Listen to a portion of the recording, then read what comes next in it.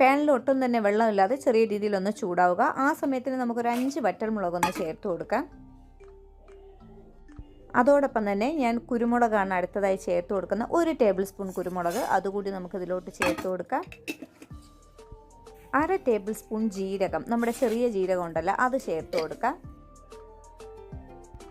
2 ഏലക്ക ചേർത്ത് കൊടുക്കാം.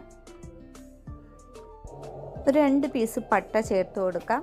അപ്പോൾ ചെറിയ 2 പീസാണ് ഞാൻ പൊടിച്ചതിലോട്ട് ചേർത്ത് കൊടുത്തിരിക്കുന്നത്. ഇനി നമുക്ക് കുറച്ച് കറിവേപ്പില, പച്ച കറിവേപ്പില കൂടി ചേർത്ത് കൊടുത്ത് ഏറ്റവും ലോ ഫ്ലെയിമിൽ വെച്ച് ഒരു 2 മിനിറ്റ് വറുത്തെടുത്താൽ മതിയാകും. അധികം കരിഞ്ഞൊന്നും പോകണ്ട, നല്ലതുപോലെ ഒന്ന് ചൂടായി കിട്ടുന്ന രീതിയിൽ ഒന്ന് വറുത്തെടുക്കാം. നല്ല ചൂടായതിന് ശേഷം ഇനി അധികം ഇതിൽ വെക്കേണ്ട, പാനിൽ ചൂടടിച്ച് തന്നെ അത് കരിഞ്ഞു പോകും. ഞാൻ ഫ്ലെയിം ഓഫാക്കിയിട്ട് മറ്റൊരു പാത്രത്തിലോട്ട് മാറ്റിയിട്ടുണ്ട്. അപ്പോൾ ഇനി ഇതിനെ നമുക്ക് ഒന്ന് പൊടിച്ചെടുക്കണം. മിക്സിയുടെ ചെറിയ ജാറിലിട്ട് നമുക്കൊന്ന് പൊടിച്ചെടുക്കാം. നല്ല മഷി പോലെ പൊടിയേണ്ട